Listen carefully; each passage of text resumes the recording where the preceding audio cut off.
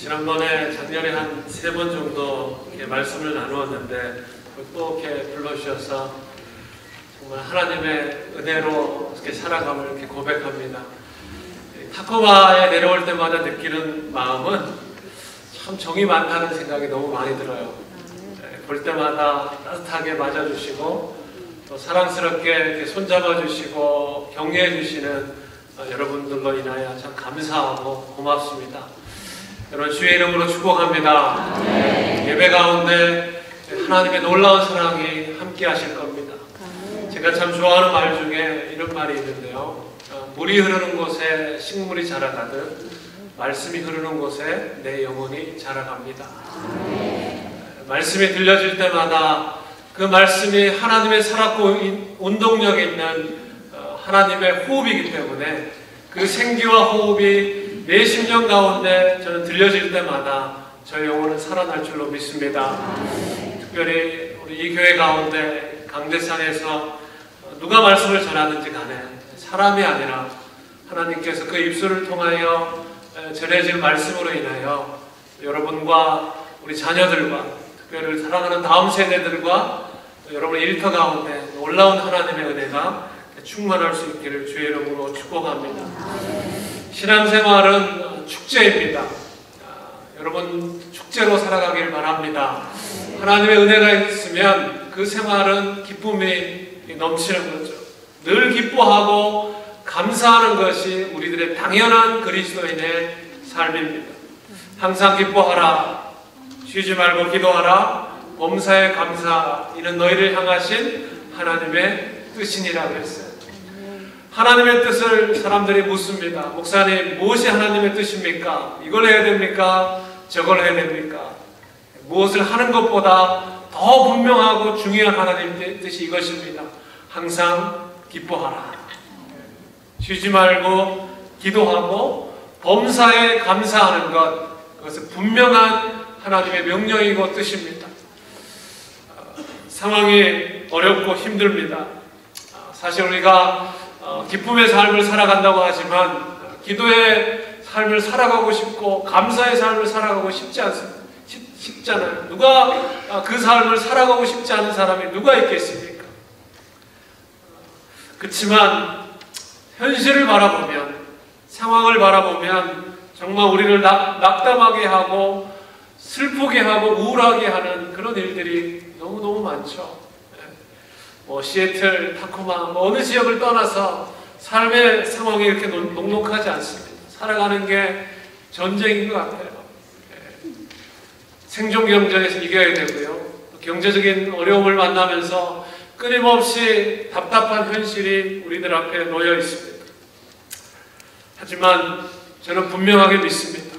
상황이 나를 이끌어가는 것이 아니라 하늘의 기쁨이 나를 이끌어가는 줄로 믿습니다. 진정한 행복은 하늘에서 옵니다.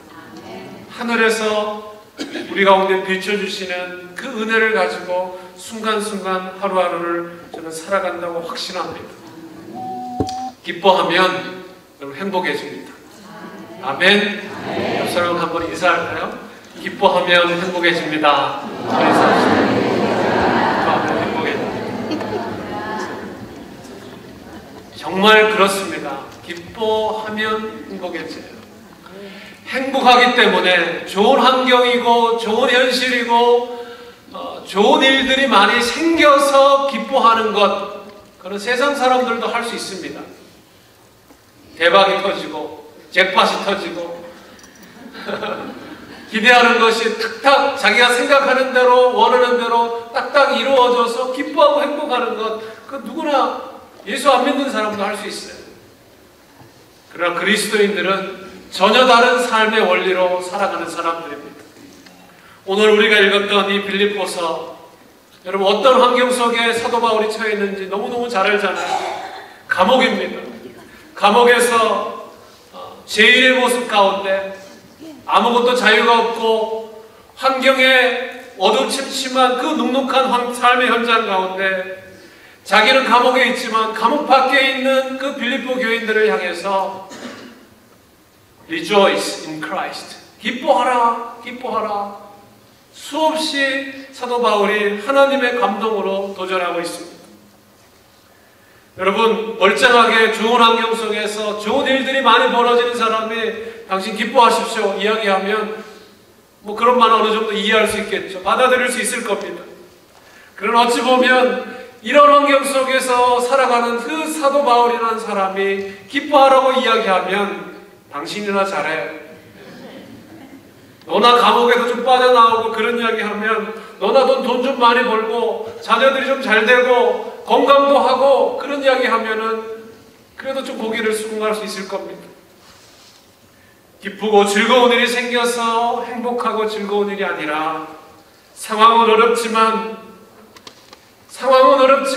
우리의 삶의 원리가 하나님이 주시는 기쁨 때문에 살아감을 깨닫고 주님 앞에 예배하는 삶이 바로 저와 여러분의 삶인 줄로 저는 확신합니다.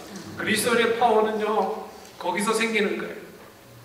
저 사람은 분명히 저 환경 속에서 낙담해야 되는데, 좌절해야 되는데, 실망하고 원망하고 불평해야 되는데 그 입술을 안 여는 거예요. 오히려 입술 속에서 하나님의 뜻이 무엇일까?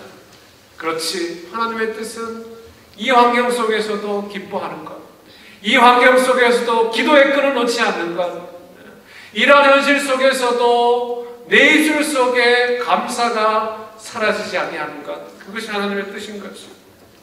몸은 가둘 수 있지만 그 마음속에 가두어진 기쁨은 감출 수 없는 것입니다. 사랑하는 성도 여러분, 아침마다 일어날 때마다 여러분의 심령 속에 기뻐하기로 결정하시기를 주의 이름으로 축복합니다.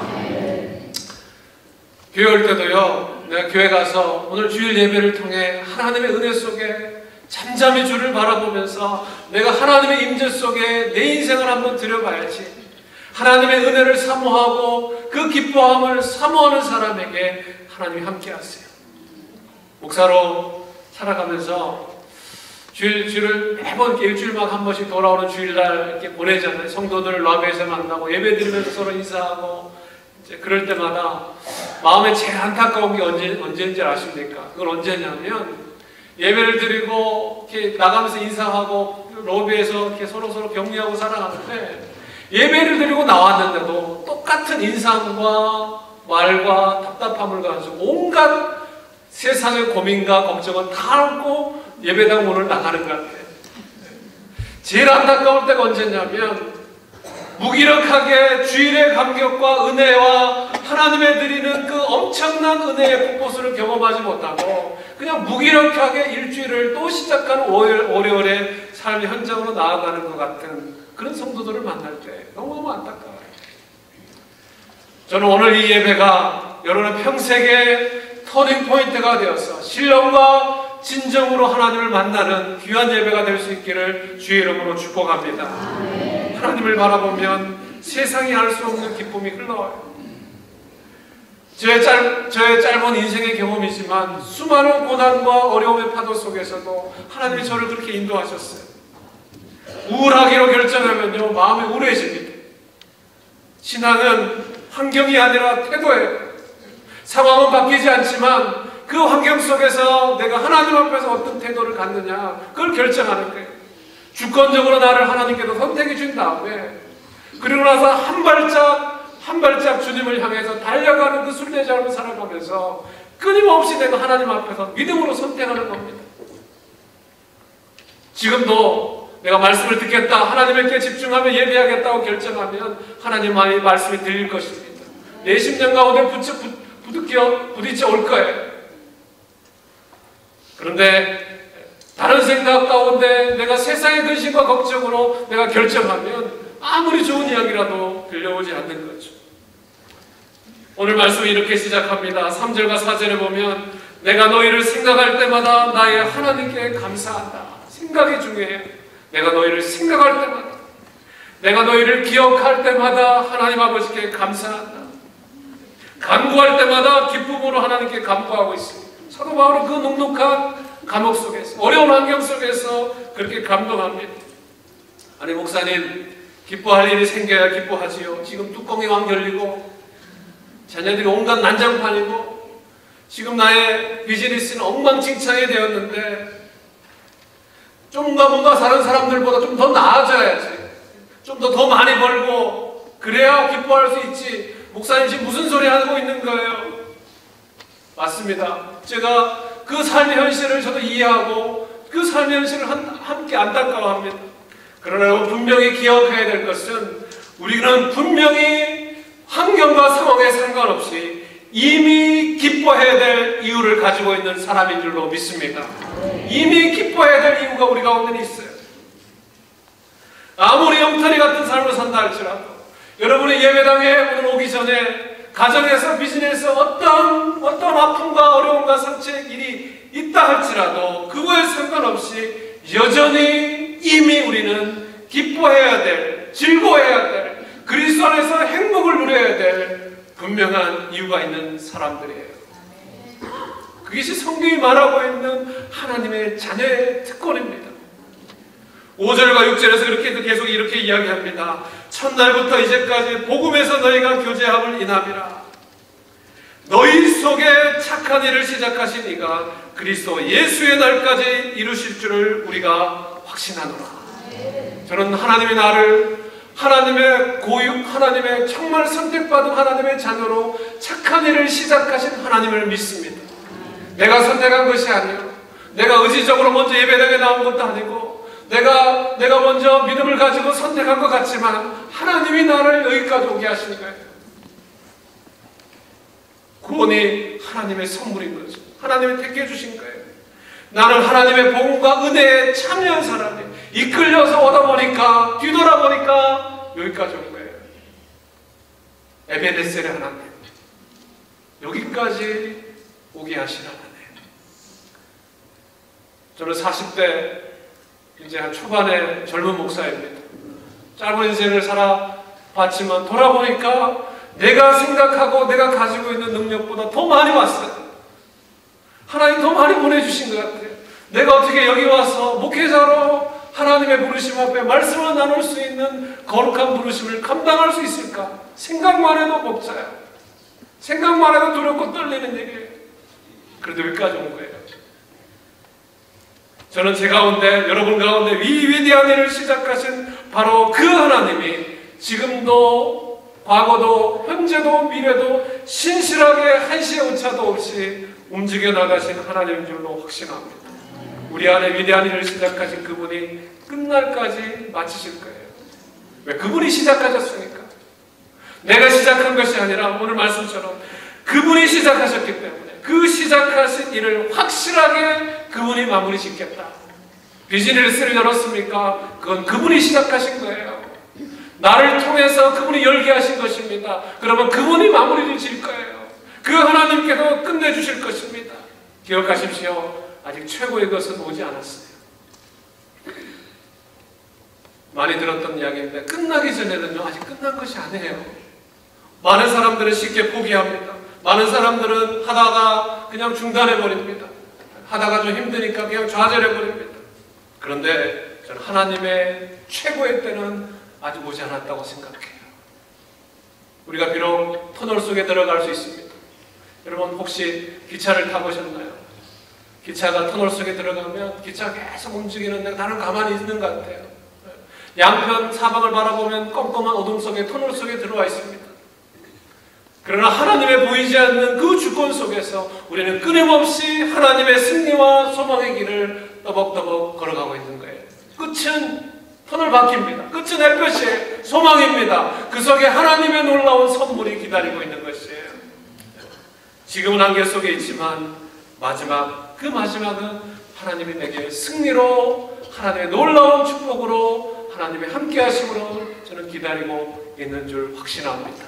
기다리면요, 길이 열려요. 답답합니다. 근데 그 기다림을 잘 못하죠. 저도 잘 조급해요. 조급해요. 뭔가 내가 원하는 때 당장 이루어져야 된다고 저도 생각해요.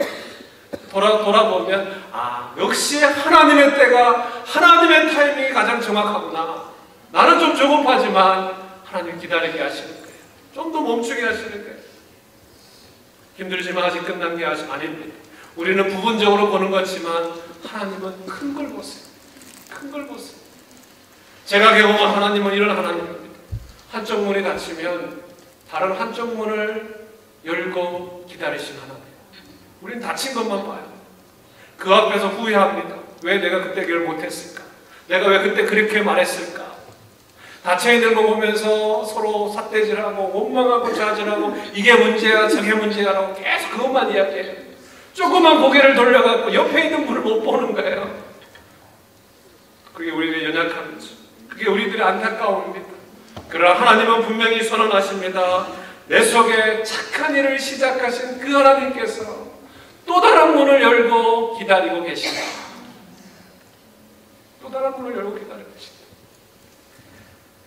몇 년 전에 한국에서 그 베스트셀러가 된 책이 하나 있습니다. 그 책 제목이 뭐냐면 아프니까 청춘이라는 제목이에요. 제목이 참 재밌어요. 아프니까 청춘이다. 서울대 김난도 교수님이라는 분이 책을 쓰셨는데 책이 얼마나 많이 팔려가는데 선풍적인 항상 그 베스트셀러의 가장 탑이었어요. 지금도 그렇습니다. 몇 년 전까지. 혹시 읽어보신 분 있는지 모르겠어요. 제목이 아프니까 청춘이다. 그 책은 그 교수님의 젊은 시절에 방황하던 이야기를 젊은이들과 나누면서 이야기를 하는 것입니다. 청년들에게, 젊은이들에게 하고 싶은 이야기를 쓰고 있어요. 이분이 그 젊었을 때 꼭 하고 싶었, 자기 영혼을 팔아서라도 꼭 붙고 싶고 진출하고 싶었던 게 뭐냐면 행정고시를 합격해갖고 공무원이 되는 거였어요. 공부를 열심히 했습니다. 나름대로 똑똑하다는 이야기를 들었어요. 최선을 다해서 공부해갖고 그 시험에 합격하고 싶었는데 계속 시험 볼 때마다 떨어지고 3번이나 낙방했습니다. 좌절이 보통 심하지 않았어요. 나이가 먹으니까 이제 군대에 가게 되었습니다. 그때 사귀고 있는 여자친구와도 헤어지게 되었어요. 설상가상으로 그 기간 동안에 자기 할아버지, 할머니, 아버지가 차례로 세상을 떠났어요. 돌아가셨습니다. 굉장히 인생의 시리슨 경험을 하면서 젊은 시절을 보내야만 했습니다. 이제 다 끝났다는 생각이 들었대요. 그런데 자기가 생각했던, 이걸 이렇게 이루어져야 된다고 생각했던 그 고시의 줄을 과감하게 놓아버리고 그 늦깎이 나이에 새로운 길을, 새로운 문을 두드리다가 아마 공부에 대한 공부에 대한 마음을 주셔갖고 대학원에 진학하게 됩니다. 그분이 크리스찬인지는 모르겠습니다. 하여튼 새로운 길을 열어주셔서 공부에 대한 길을 대학원에 진학했습니다. 그리고 그 학교를 공부를 하면서 우연히 자기가 강의를 하게 되었는데 선풍적인 인기를 끌게 되었어요. 수많은 젊은이들이 그 젊은 사람의 고백, 삶의 실패의 고백을 듣고 많은 사람들이 위로를 받는 거예요. 참 사람은 재밌어요. 성공에 대한 이야기를 듣는 것보다 실패에 대한 이야기를 들으면 더 치유가 많이 일어나요.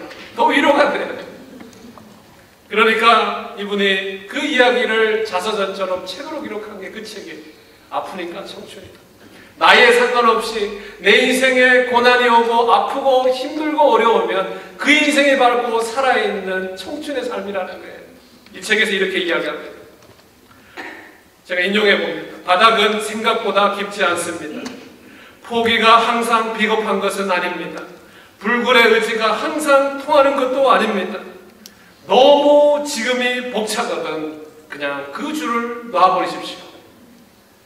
바닥은 생각보다 깊지 않습니다. 아무리 독한 슬럼프와 슬픔 속에 빠져 있더라도 당신은 여전히 당신입니다. 100불짜리가 조금 구겨졌다고 해서 1불이 되겠습니까? 너무 자학하지 마십시오. 어떤 경우에라도 절대로 열등감에 빠지지 마십시오. 이렇게 글을 써요. 제가 그 책을 베스트셀러니까 읽어보다가 저는 하나님의 사람이니까 이 글을 읽으면서 이런 생각이 들었어요. 마치 하나님 나에게 이렇게 이야기하는 것 같아요. 네가 실패하고 낭망하고 좌절하고 뭔가 조금 잘못했다고 해서 너가 존귀한 하나님의 형상이라는 사실은 절대로 없어지지 않는단다. 하나님의 내 속에 심겨졌던 그 사랑, 그 은혜, 그 기쁨, 그 소망은 그 어떤 것도 사랑하는 아들 광진아 뺏어갈 수 없단다. 세상의 어떤 기근과 환난과 적신과 고난과 공고와 핍박도 너를 향한 나의 사랑은 절대로 끊어버릴 수 없단다. 하나님 나에게 그렇게 말씀하는 걸 들었어요. 그렇게 말씀하시는 것 같아요. 성경 말씀 읽을 때마다 이렇게 들리는 거예요. 세상 모든 사람, 하나님의 세상을 이처럼 사랑하사 독생자를 주셨으니 이는 저를 믿는 자마다 멸망치 않고 영생을 얻게 하려 하십니다. 그 말씀이요, 하나님의 세상을 이처럼 사랑하사 하나님의 모든 사람을 사랑하세요. 하나님의 그리스도 안에 있는 모든 사람을 다 사랑하는데 그 밑에 성경이 없는 하나가 더 붙는 것 같아요. 그렇지만 나는 너를 더 사랑한다, 이렇게 들리는 것 같아요. 내가 세상 사람들, 하나님의 사람들을 다 기뻐하고 좋아하고 그들에게 은혜를 베푸지만 황진아, 너에게 더 베푼다는 사실을 너는 알고 있느냐, 이렇게 들리는 것 같아요. 하나님은 사랑하십니다. 여러분들을 사랑하세요. 그런데 저를 더 사랑하세요. 그게 믿음이에요, 믿음. 하나님과 내가 독대하고 있으면, 앞에 있으면 다른 사람도 너무 사랑하시는데 마치 나만 사랑하는 것처럼 느껴지는 거.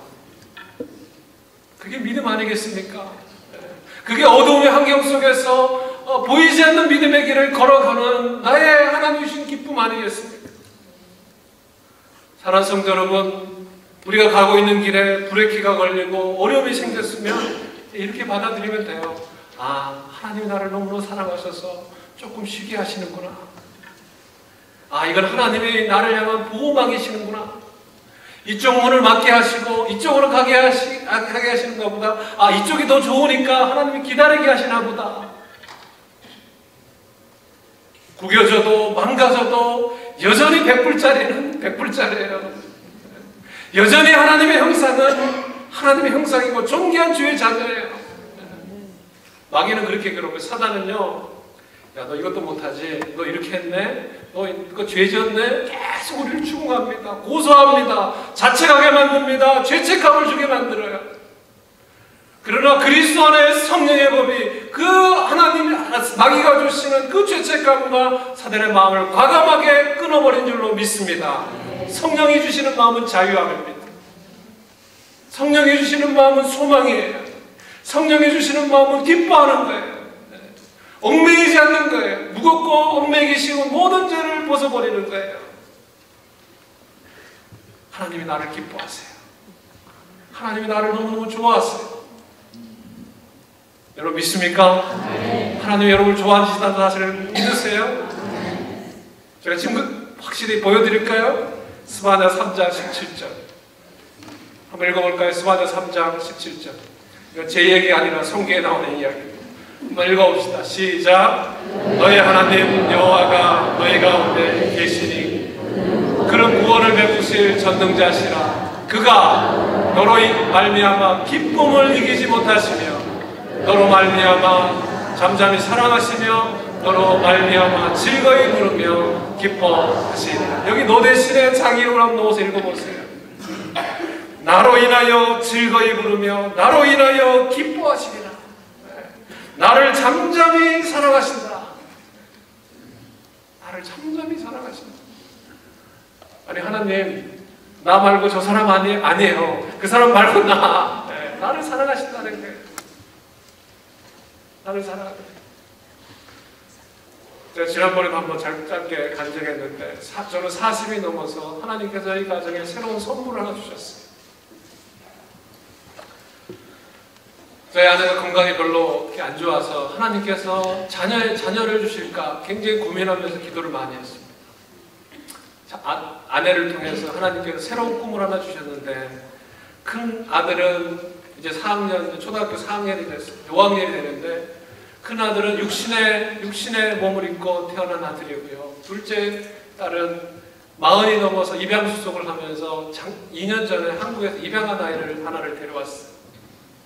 처음에 그 아이를 태평양에 건너서 비행기를 태우고서 어린 그 갓난 아이를 몸에 안고 오면서 혹시 밤새 적응하지 못하고 울면 어떻게 할까? 혹시 이 아이가 자라가면서 혹시 무슨 어려움이 생길 때 자기가 입양됐다는 것을 탓하면 어떻게 할까? 몸을 원망하면 어떻게 할까? 별별 생각이 다 들었어요.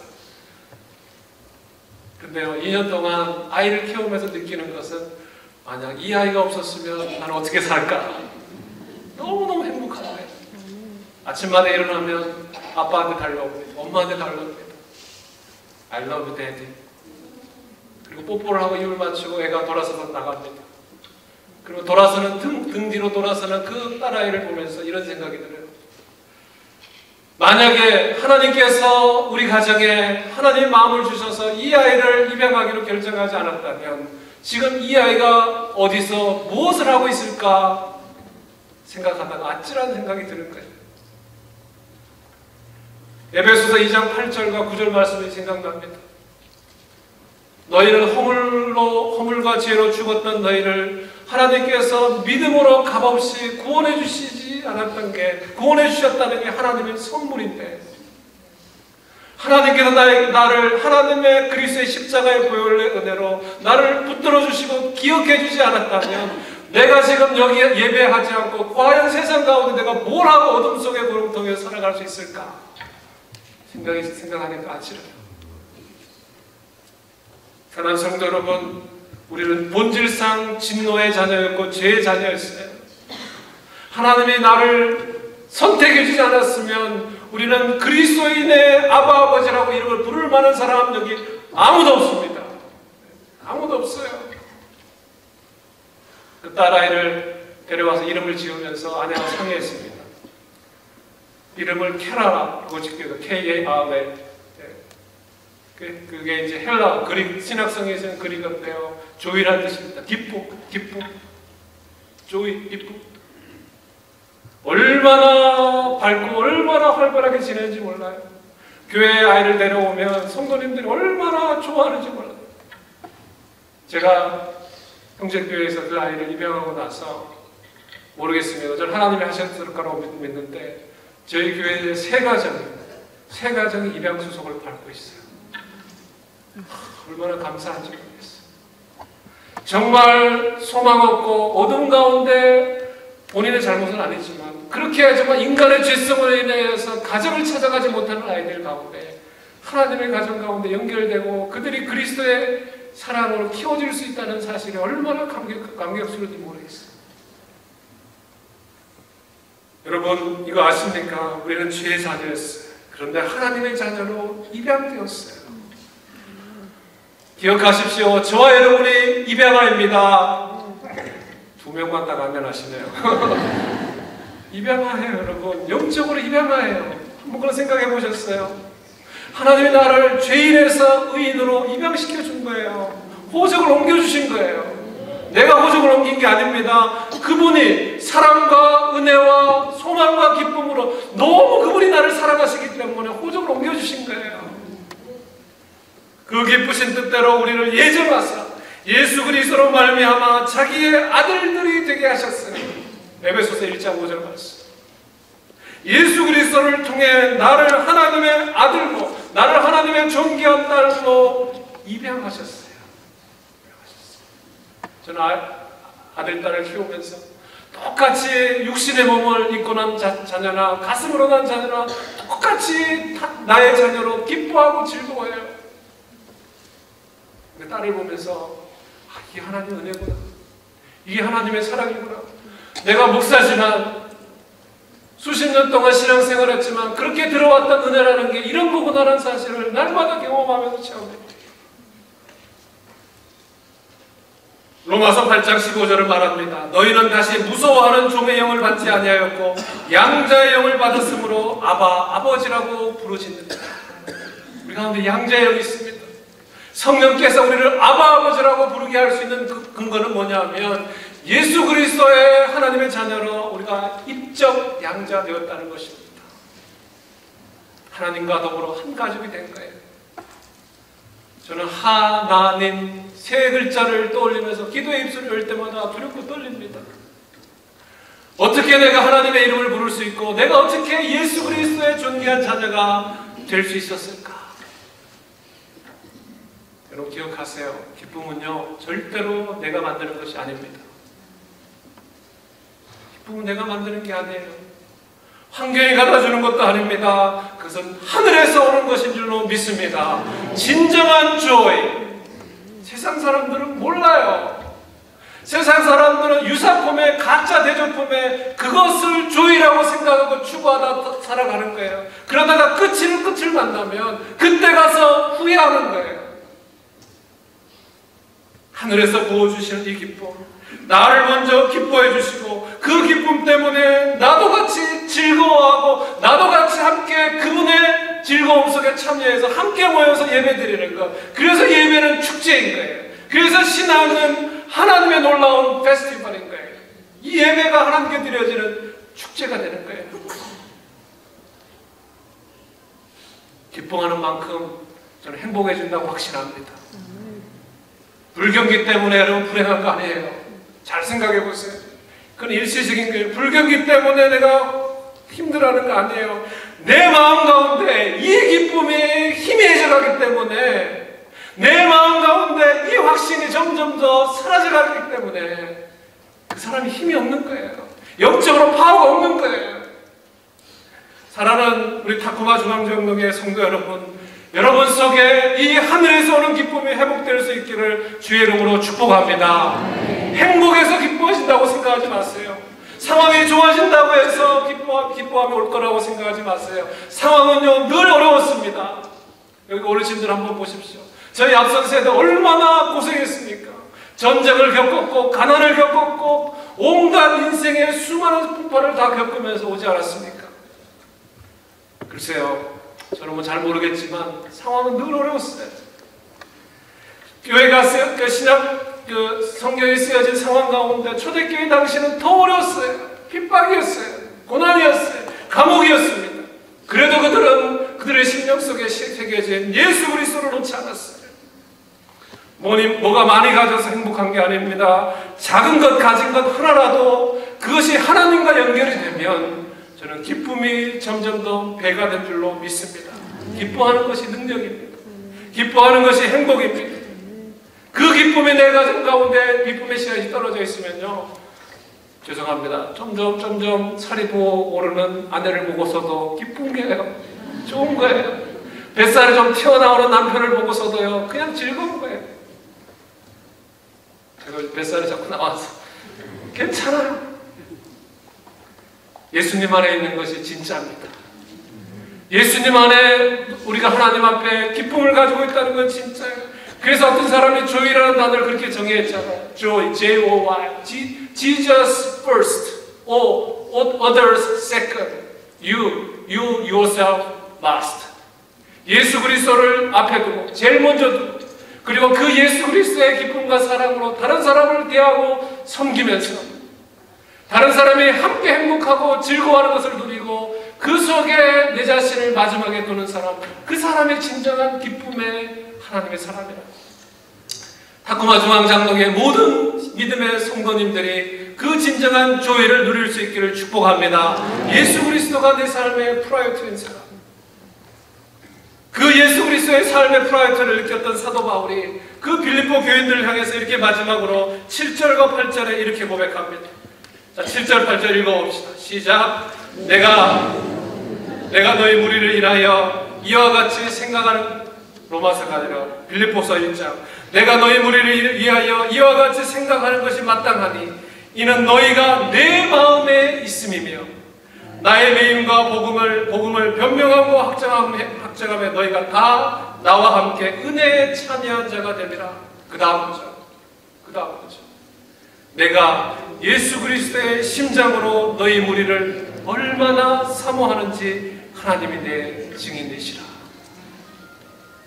저는 이 고백이 우리 사랑하는 타쿠마 중앙장로교회 목회자의 고백인 줄로 확신합니다. 장로님과 우리 권사님들이 사랑하는 성도들을 보면서 내가 그 예수 그리스도의 사랑을 먼저 알았기 때문에 그 그리스도의 심장으로 바로 여러분들을 얼마나 사모하는지 하나님이 내 증인입니다.